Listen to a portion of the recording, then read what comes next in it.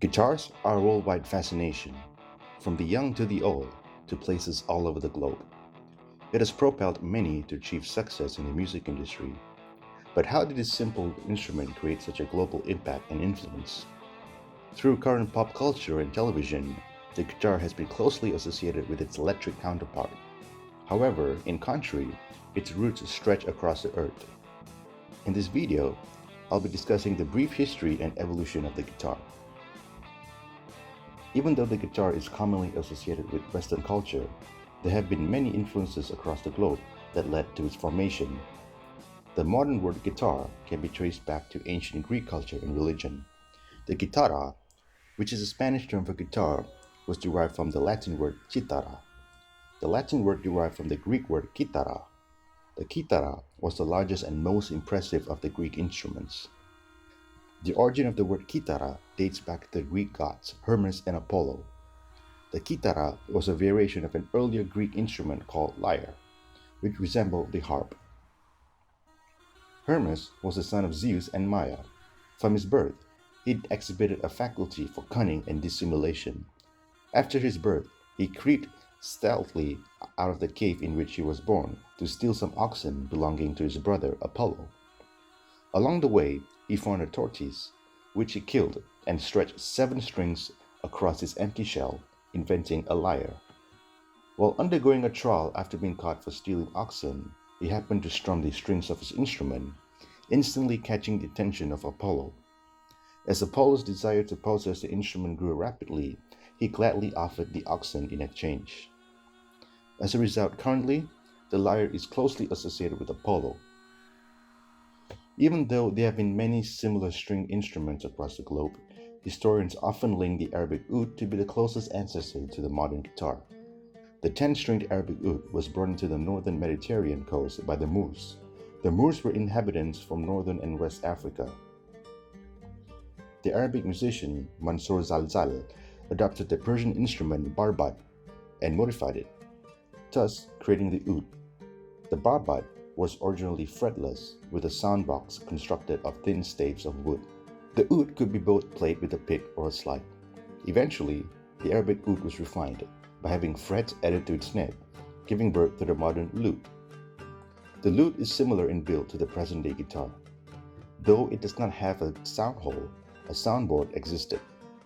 The soundboard was often crafted in decorative patterns directly out of the wood.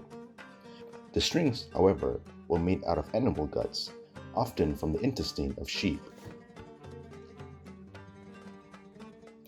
By the 11th century, Muslim Iberia had become a center for the manufacture of instruments. These goods spread eventually to province, influencing French troubadours and tuves, and eventually reaching the rest of Europe. Over time, changes were made to the lute. By the end of the Renaissance era, the number of strings had grown to 10, and during the Baroque era, it continued to 14, and even at times 19 strings. Along with this, the structure and bodywork of the lute continued to change as well. Most of these improvements were made in Europe. Some early examples of the influence of the lute in European culture includes the Palatine Chapel in Italy. The lute is depicted on one of the ceiling paintings. The lute also found its way into Germany. Early written records confirm the existence of several families making lutes as a trade in and around Fussen, Cleark Valley. Many famous names of 16th and 17th century lute makers originated from around this small area of southern Germany. It can also be noted that sometime during the Renaissance era in the 16th century, the Spanish vihuela was created. It featured a flat back as compared to its counterpart, which had a curved back. Moreover, it usually had 5 or 6 double strings, usually 10 to 12 strings.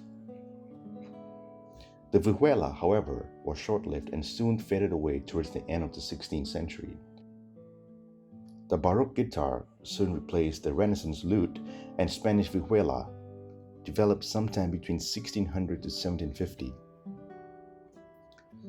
It was only during the Classical and Romance era that 6 single-core string guitars began to emerge. Though earlier, in 1774, a 5-string guitar was built by Italian-born Ferdinando Gagliano. In 1779, a single-course 6-string guitar was built by Italian-born Gaetano Pinacchia.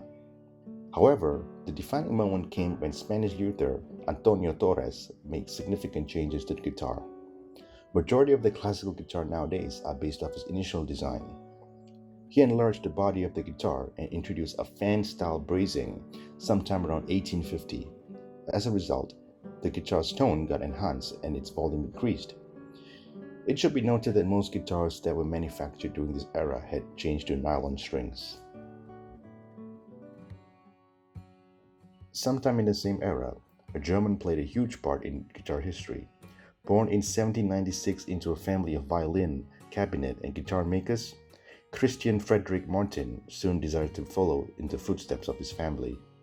After migrating to the United States in 1833, he set up a shop at 196 Hudson Street on the Lower West Side in New York City. Martin's first workshop was a forerunner of the present-day C.F. Martin & Company, which is still family-owned and operated by his great-great-great-grandson, C.F. Martin IV. What made his guitars unique was that he invented the X-brace design. It was due to this design that the body could handle the increased tension from steel strings. Before the 1800s, guitars only had classical strings, often made from animal guts. These strings were incapable of producing loud sounds, so Martin sought out to fix that, and in the process, creating now what is known as acoustic guitar. C.F. Martin laid the foundation, and soon after, hundreds of guitar companies throughout the United States started to emerge.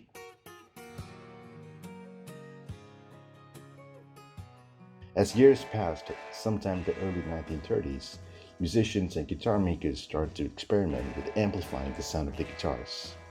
In 1931, the first electric steel string guitar, the Frying Pan, was made and commercially marketed by George Beauchamp from the now famous Rickenbacker Company. Unlike the acoustic guitar, this electric guitar featured a unique horseshoe magnet set below the strings, which picked up the vibration of the strings. It also had an output jack which had to be connected to an amplifier. Other variations were made progressively by both Rickenbacker and other guitar companies.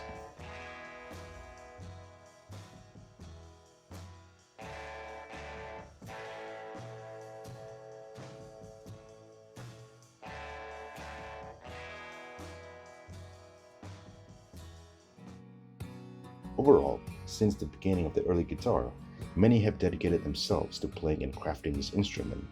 Initially, the strumming and picking of the instrument influenced others, and currently, the way it is being played has not changed and is still influencing many in learning how to play it. Thank you very much for watching this video.